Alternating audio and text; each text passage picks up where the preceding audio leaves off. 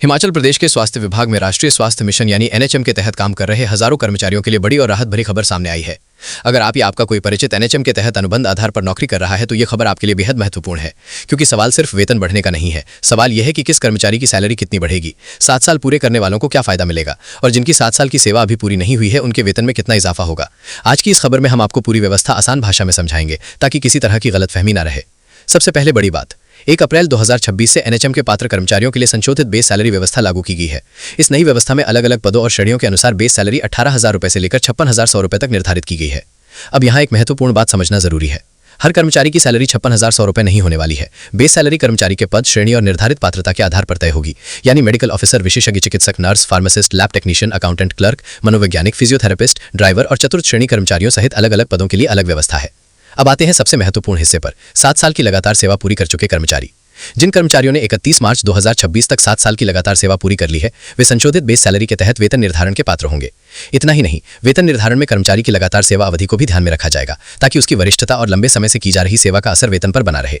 और यहाँ कर्मचारियों के लिए एक और बड़ी बात है, पात्र कर्मचारियों को संशोधित बेस सैलरी पर उनकी सेवा अवधि के आधार पर 3% की दर से एकमुश्त वेतन वृद्धि का लाभ दिया जाएगा।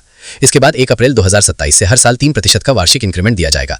यानी लंबे समय से एनएचएम में सेवाएं दे रहे कर्मचारियों के लिए ये सिर्फ तत्काल वेतन संशोधन नहीं है, बल्कि आगे भी वेतन बढ़ने का रास्ता तय किया गया है। लेकिन अब सबसे बड़ा सवाल, अगर किसी कर्मचारी के 7 साल पूरे नहीं हुए हैं तो क्या उसे इस व्यवस्था का लाभ नहीं मिलेगा?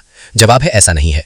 जिन कर्मचारियों ने अभी 7 साल की लगातार सेवा पूरी नहीं की है या जो फिलहाल संशोधित वेतन निर्धारण के लिए पात्र नहीं है, उनके लिए भी वेतन बढ़ोतरी का प्रावधान किया गया है। ऐसे कर्मचारियों के मौजूदा वेतन में 1 अप्रैल 2026 से एकमुश्त 5% की बढ़ोतरी की जाएगी। इसके बाद 1 अप्रैल 2027 से हर साल 5% का वार्षिक इंक्रीमेंट मिलता रहेगा।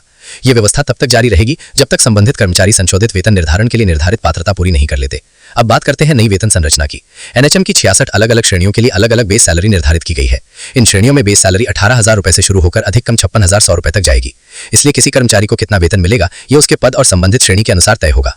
इस पूरे संशोधन का महत्व इसलिए भी ज्यादा है क्योंकि हिमाचल प्रदेश के अलग अलग अस्पतालों, स्वास्थ्य केंद्रों और स्वास्थ्य संस्थानों में एनएचएम के तहत बड़ी संख्या में कर्मचारी अपनी सेवाएं दे रहे हैं। मेडिकल स्टाफ से लेकर तकनीकी और गैर तकनीकी कर्मचारियों तक कई पद इस व्यवस्था के दायरे में आते हैं। अब सवाल उठता है कि यह नई व्यवस्था आई कैसे? जानकारी के अनुसार वर्ष 2026-27 के लिए संशोधित वेतन व्यवस्था को स्वास्थ्य एवं परिवार कल्याण मंत्रालय की मंजूरी और एनएचएम की गवर्निंग बॉडी के निर्णय के बाद लागू किया गया है। इसके बाद वेतन निर्धारण से जुड़ी आवश्यक कार्यवाही प्रदेश के स्वास्थ्य विभाग और संबंधित मुख्य चिकित्सा अधिकारियों के कार्यालयों के स्तर पर की जाएगी। तो कुल मिलाकर एनएचएम कर्मचारियों के लिए तस्वीर साफ है। 7 साल की लगातार सेवा पूरी कर चुके पात्र कर्मचारियों के लिए संशोधित बेस सैलरी और 3% की वृद्धि का प्रावधान है, जबकि 7 साल पूरे नहीं करने वाले पात्रता से बाहर कर्मचारियों के लिए मौजूदा वेतन में 5% की बढ़ोतरी और आगे 5% वार्षिक इंक्रीमेंट का प्रावधान किया गया है। हालांकि हर कर्मचारी की वास्तविक सैलरी उसके पद, श्रेणी, सेवा अवधि और निर्धारित नियमों के अनुसार तय होगी। इसलिए कर्मचारियों के लिए जरूरी है कि वे अपने संबंधित स्वास्थ्य विभाग या मुख्य चिकित्सा अधिकारी कार्यालय से अपने व्यक्तिगत वेतन निर्धारण की जानकारी जरूर लें। एनएचएम कर्मचारियों के लिए यह खबर निश्चित तौर पर लंबे समय के इंतजार के बाद बड़ी राहत लेकर आई है। मैं हूं संजीव कुमार और आप देख रहे हैं हिमालयन 24 न्यूज। ऐसे ही हिमाचल प्रदेश से जुड़ी महत्वपूर्ण और सत्यापित खबरों के लिए हमारे चैनल को सब्सक्राइब जरूर करें।